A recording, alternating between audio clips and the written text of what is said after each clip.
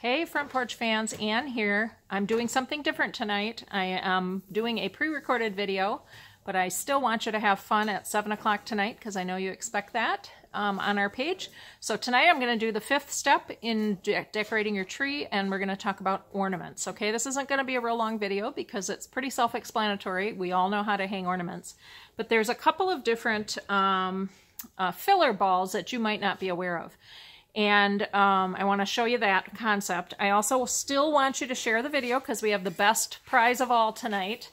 Cute little grapevine tree with a rusty base and a rusty star. Cutest tree ever for the giveaway. So I still want you to share this video onto your profile and then tell me in the comments that you shared the video, and then I'll pick a winner tomorrow for the winner of this cutest tree of all. So cute, you guys. You want to be able to win this. Okay, so we're going to talk about, first thing, before we talk about just plain old ornaments, family ornaments that we use on our trees that we're all used to using, I want to talk to you about filler balls or millimeter balls. And everybody calls them a little bit something different, depending who you talk to. But we've all seen these giant plastic, they're plastic, but they look like glass. Inexpensive, and you can buy these everywhere now. They don't have to be glass anymore. They make really good looking plastic that looks like mercury glass, looks like satin glass, all different things. And you can find these pretty much anywhere. The bigger ones are a little harder to find sometimes, but most home centers have a little bit of a selection of the bigger ones. And you might say to yourself, well, what are those for? Are those just for my tree outside, or what are they for? We in the design world use these as filler balls or millimeter balls, we call them, because they're known for how many millimeters they are. That's how they are in the industry. But we use these for filler balls. And what is a filler ball? They come in all different sizes, okay? And they come in different sizes for a reason, and you can use them in many different ways. But you might say to yourself, well, what would I ever do on my Christmas tree with this giant ball? And these can come in, like I said, shiny plastic. They can come in, let me hang on a sec. They can come in this really cool glitter type foam. I use these kind a lot in my tree decorating. So like I would have this glitter shiny thing in like 3 or 4 different sizes. And the concept is, when you're doing a designer tree, that like we've been learning about, is that you want to place these, we don't hang them like on the edge like this, because that would look really silly, right? We place them inside the tree. Now I don't have this tree lit because I didn't want the autofocus going nuts on you. But we place them really inside the tree, so we're really just seeing that depth of that shine and that color inside the tree, and it creates more of a layered, full dimensional look to your tree. So how you would hang this is, I put wire on the tops of mine, and I take it and I put it sideways. You don't have the top showing, you just want to see the side of the ball, and you pull it in. See how cool that is, like deep down in the tree. And you would wrap your wire around the nearest, we're still open, so sorry about the phone ringing and everything and the noise. But, and then see how cool that is, just nestled in there. And then that would be at the bottom. You could use your bigger millimeter or filler balls at the bottom, and then go smaller as you go up your tree. So like this one is a little, here, let me push that up a little. This one's a little smaller in dimension.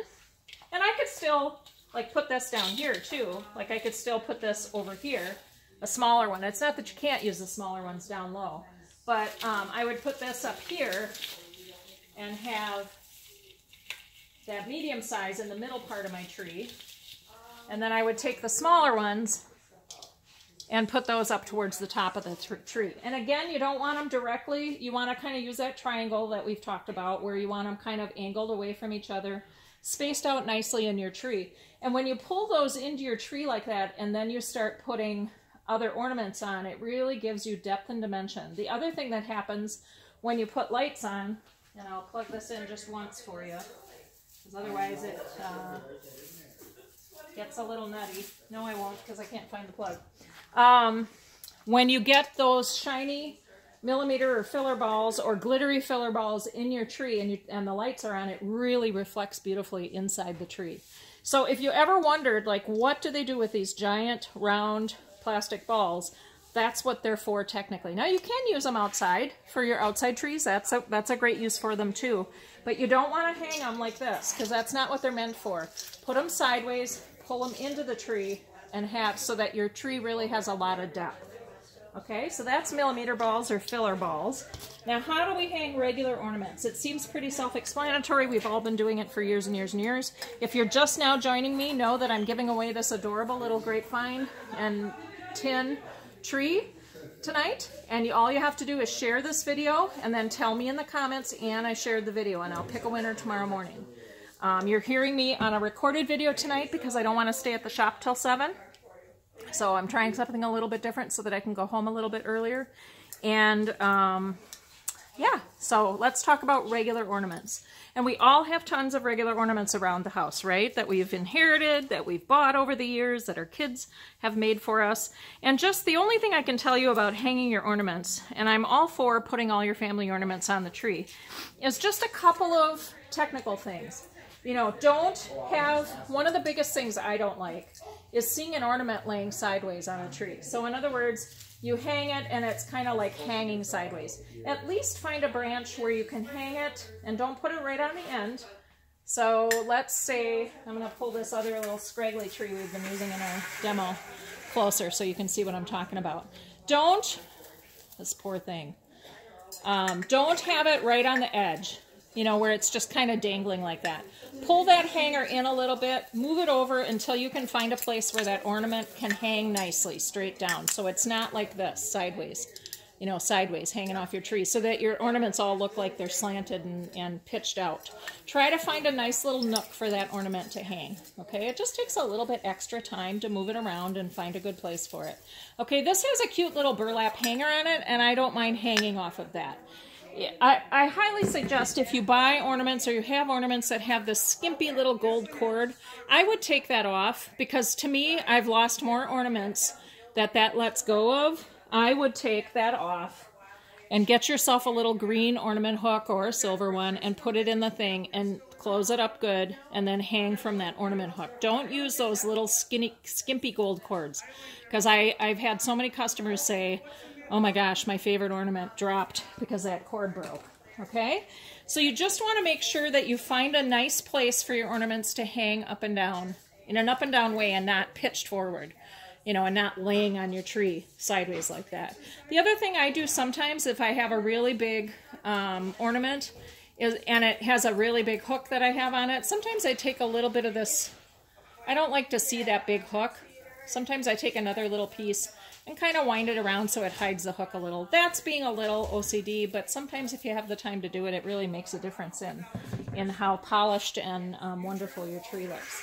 So that's about all I have for you tonight with ornaments. It's not a really super long video because there's not really much I need to teach you about hanging your ornaments. You've been doing it for years, you know how to do it.